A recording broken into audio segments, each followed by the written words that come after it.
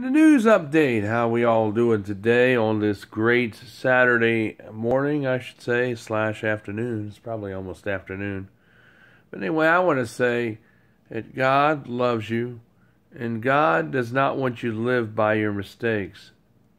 Count every day and live every day as if it were your last, folks.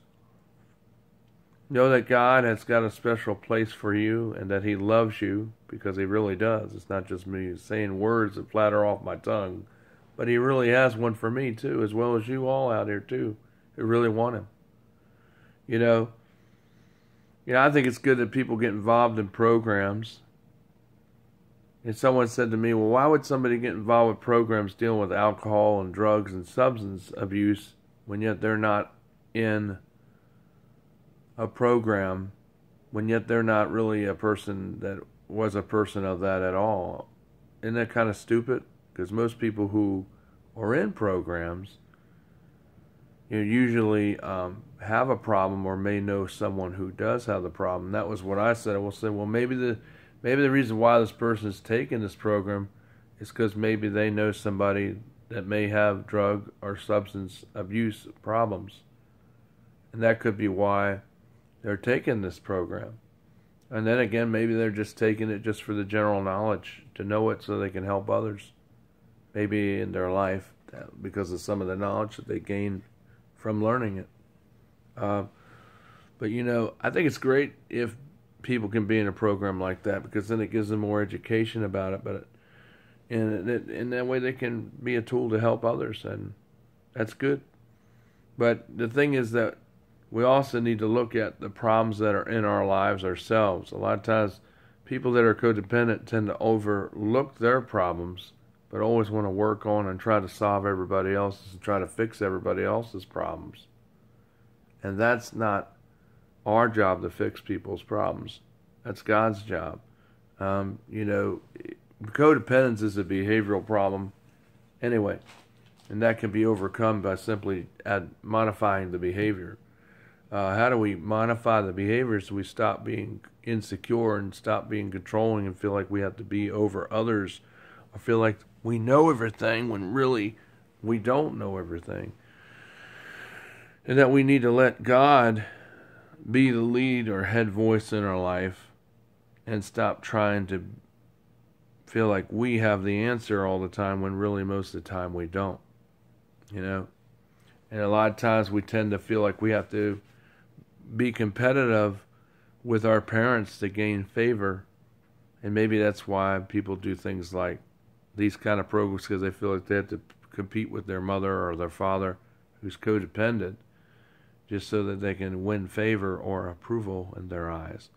And that could be another reason why they're doing this, to get approval from their mother or father or parents, or some type of favor, to show that they're doing something good, because they feel like there's competitiveness there between the children and the parents.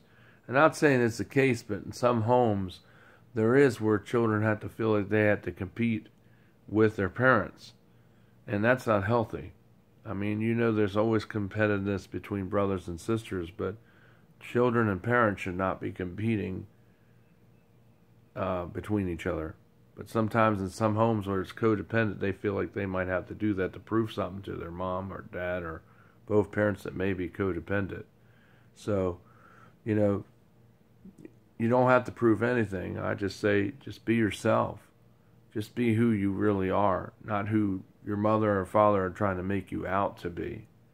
But be in that, if that's the case, but just be who you really are. And you don't have to be nobody special or great.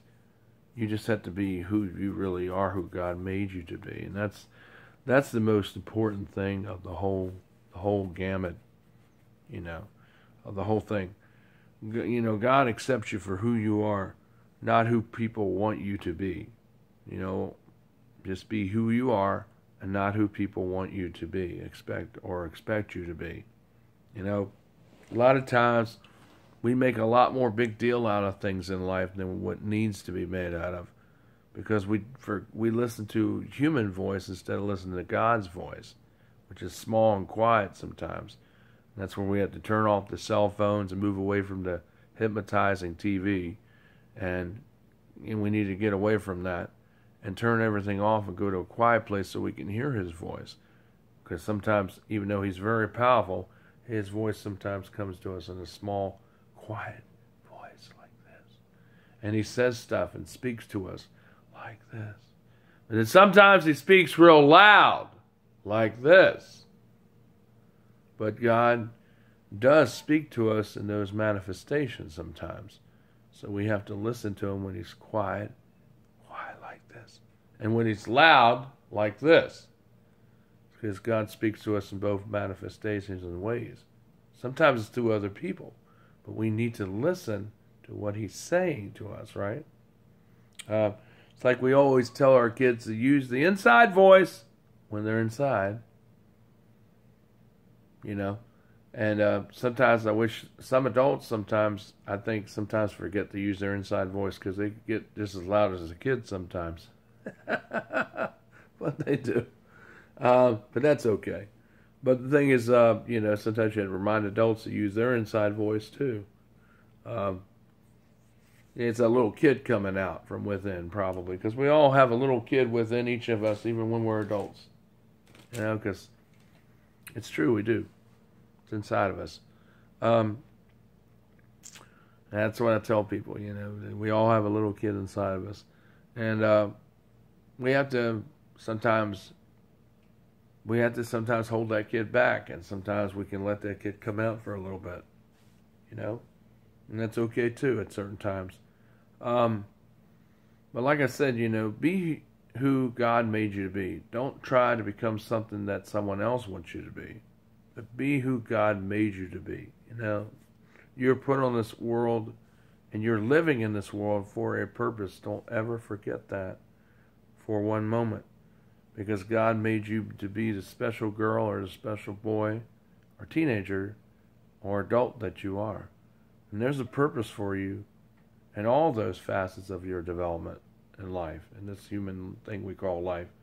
And God has purpose for you right where you are at the level where you're at in your development, where you could be doing something, fulfilling something. Maybe you get involved in the youth group. Maybe you might go and help older people. And that's great.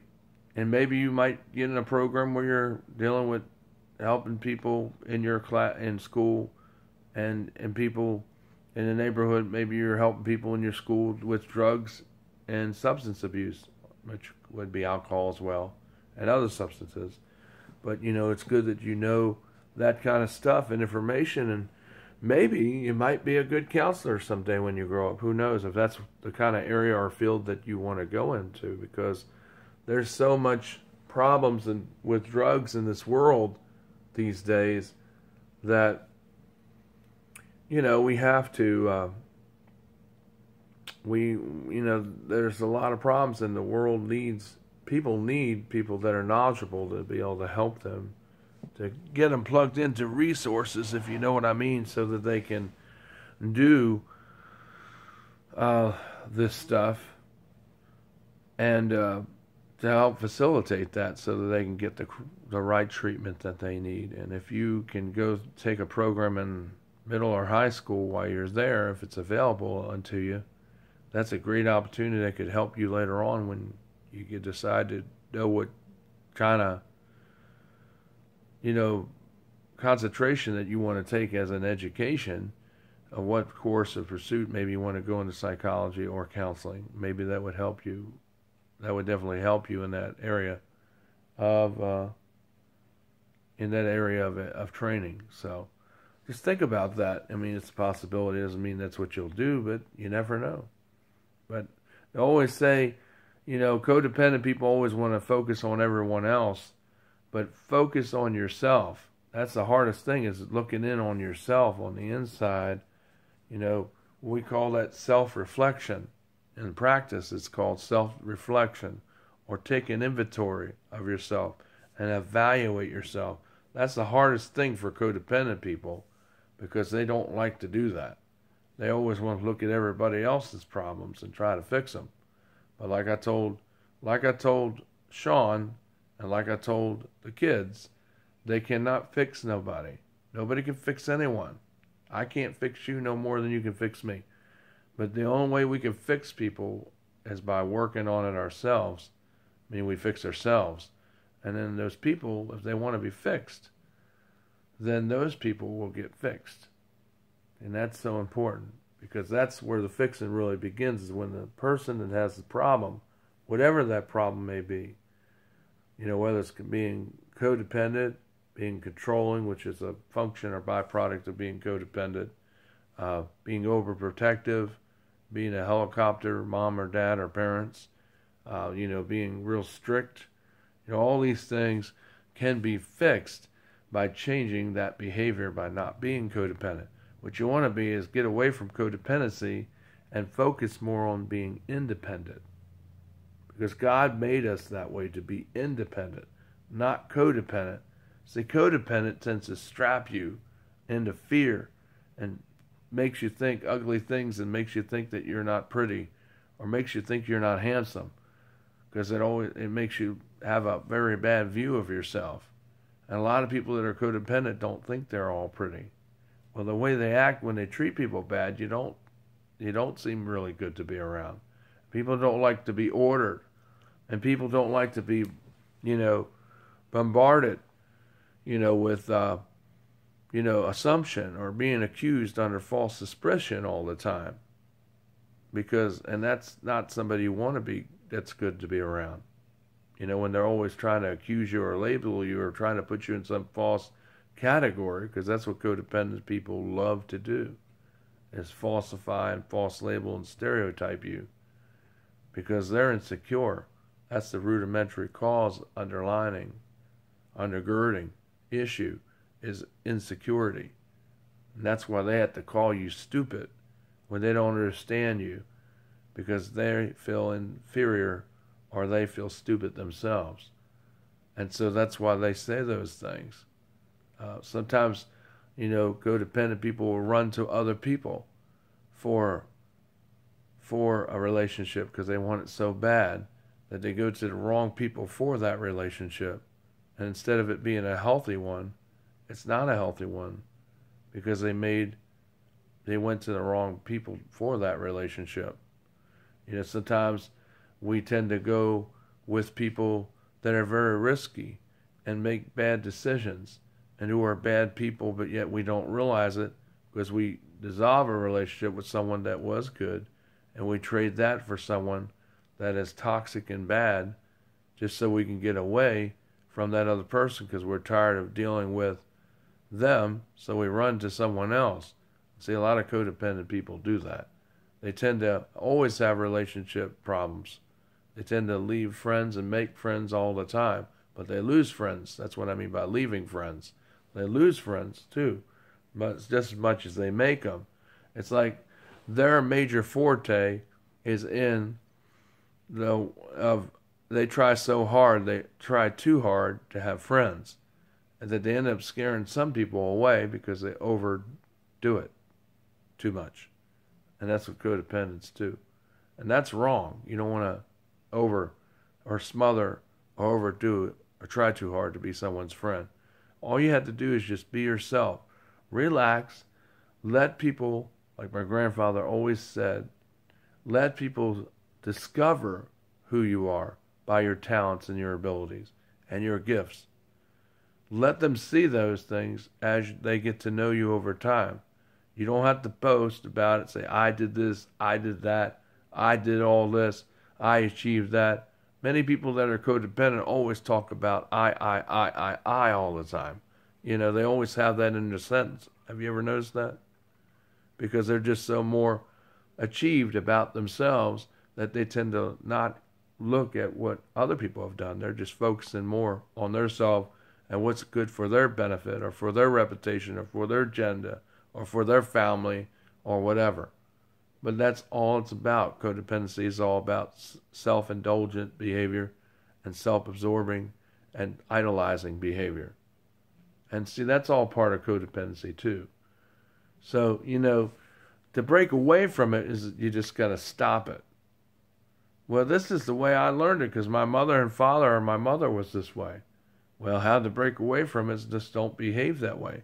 because you're not better than anybody else out here. And believe me, you're not any better than anyone else, because we're all sinful and we all are fallen in a fallen state right now because we're in this world. And as long as we're in this world, we constantly are under sin and in a fallen state. And the only way that God can deliver us through that is through and by his grace. You know, there's only one gate up there in heaven, and that gate is called grace. If we live by the other gate, the only one that could really live by that, like we said before, is Jesus, because he lived by the law, every letter of it. We, as people, you and I, as humanity, would fail every time. And we have failed so many times. So by living by the law, we would never get to heaven that way. Because there's no way, because we keep failing and falling every time. Because we can't do it.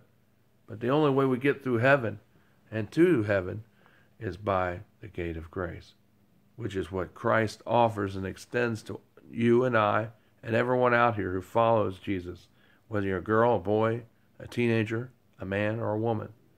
But that grace is sufficient for everyone who wants to have that relationship and loves that love and that longing to follow after him. And that's really what the essential message was when Jesus said, when he was asked what he came here to do. And that's what he charges us with to do today. And that simply, primarily, ultimately, is to seek to save the lost in this dying world, and to bring them to the love and light and life of eternal life of Jesus. That's what the real mission statement is for him when he came to this world for 33 and a half years, and what it is for each of us till the end of time today. Same charge as what he left us with all Christians to do, is that very same thing. So we think about that, you know, are we doing these things because we're being pressured by our parents or pressured by other sources to feel like we have to be competitive to our parents to please them so maybe we can get some favor or approval? Or are we just being ourselves whether our parents approve of us or not? Because really we're our own person. It's like when we go to heaven, our parents are not the ones that are going to be able to save your soul. I know they wish they could save you from hell. But believe me, and they probably all wish they truly could, because they would if they could, but they can't. You have to go before God just like I do and give an account to him and his chambers. It's sort of like going to court and you go in the judge's chambers, but it's private between you and the judge and the people that are involved. And it may be a private hearing. It's not open to the public. Some cases they do that. All right. It's discussed privately. All right. And that's the way it will be said with God. It will be private with God, but it will be public. Everyone will see everything you do and say, because everything before God and before his host is public anyway. And when we go in there with God, it will be a private nature, but it will also be a public nature, because there'll be other people there at the hearing too. And they'll be going there, and you'll be given an account. I wouldn't say you'll be given an account of all your sins, because God already knows all what you did. And he'll just say either he knows you, go my faithful servant, or he'll just say, depart from me, you evildoer, and you'll be vanished to hell. And that's pretty much how it will go, and it won't take very long. It'll be pretty swift. But God will talk to each of us personally, even though he has the power to probably talk to all of us all at the same time. Because God can do those kinds of things because he's God. And that may be how it goes. He may just judge us all at the same time. It may seem like it's private, but it's really God that powerful that he can, manifest himself in that way to have the judgment go where he's judging us all exactly at the same time. And it's like we have a private, meeting with him, but it's not private, because everything before God is naked and it's open and it's revealed to him, like it tells us in Scripture. And that's how it will be in heaven. There won't be no sin anymore because that'll be done away with. So there won't be no worries about that. And there won't be no problems about all that stuff because everything that you know, everyone else will know. And everything will all be revealed as the Bible tells us. And that's a good thing. And, you know, because we're all in the same place. We're all from different backgrounds here on this earth, but we all have a heavenly kinship and a call. And that really chiefly is more in this world is to honor him and to serve him, meaning Christ. Honor Christ and to serve Christ. And most importantly, to take that, what we learn, and share it with one another, as in witnessing and going out here and evangelizing. Now, what does evangelizing mean? When we break it down on a definition level, when we put it in the application, what does that mean? Essentially, it means to talk to you like I'm talking to you on this video. You know, I'm talking to you, but you talk to other people around you, like at work. But maybe you shouldn't do it at work because they have laws. But maybe you can meet them somewhere away from work, like at a restaurant, in Burger King or Hardee's, maybe at the library, you know, maybe at a community function even. But wherever you want to meet to talk about God, God's there with you when two or more are gathered in his name. God is there in the midst. And even when you're by yourself, God is still there with you to help you, to give you the words to say and the direction and guidance as needed. If you just simply pray and call upon him and ask him to do so, he will. And that's what he does. It's just like when you find that special someone that you love more than anything, and she's so hot, and you're in love with him or her, you know, you just know. Well, God works like that too. You just have to call on him and say, I need your help, God. Daddy, I need your help. I need this help. Give me the guidance to help me work with these kids. Give me the guidance to help me minister at this church. Give me the guidance to be a good counselor. Give me the guidance to be a good teacher of your word. Give me the guidance to be able to get through this day with some of these difficult dragging people that are out here, that are hard to get along with. But help me, Lord, to be able to be strong and persevere, and be able to show these people that I love them too, and that God loves them most of all, through the example, the very example that I set. You know, these are the things you can ask. And God, chiefly, Daddy, please give me wisdom. I need that more than anything else. And show me and help me to have good discernment between good and wrong, right and wrong, and know when to say things and know when to be quiet. And know when to listen and know when to speak boldly and freely and know when not to. Help me to have that good tongue at all times where I'm not cussing and have a potty mouth, but that I'm speaking good words of truth and speaking real life messages that are filled and are all about you, Lord Daddy. You know, these are things you should say in your prayers. You know, if that's what you really, really want to do and you mean it. You have that developing relationship. You don't have to be a preacher or a teacher or be a youth minister to pray these prayers. You could just pray them as a normal church member, you know. But I think it's good that kids get involved with programs, but don't forget about yourself. Focus on yourself. You know, you can get in these drug and counseling programs, are great, but you also need to focus on yourself. Most importantly, you got a problem in your life, don't fill yourself. Some people feel like they got to get so busy that they end up getting so busy that they don't even focus on themselves. So the problems that they have go for years and years unchecked, and those problems get worse. And some of those problems get in a critical state, which is not healthy or good. So always remember to focus on yourself. All good counselors and all good psychologists always have someone who they talk to whom they can vent, and who they can compare notes with. Because all counselors and psychologists need a friend that's a counselor or psychologist to talk to so that they can regenerate and kind of rethink and focus on things. And all people need to sit back and talk with God, or talk with someone who they have, a friend that they can trust, a confidant, if you will, to focus on the issues that you may be having and struggles in your life, or bad behaviors that you need to maybe stop doing, because it can cost you your ministry or cost you your life if you continue to go that path, on that path of course of action. But think about the good things. This is Michael DeSilva. This is spiritual news for today, for May to May. I wish it was May.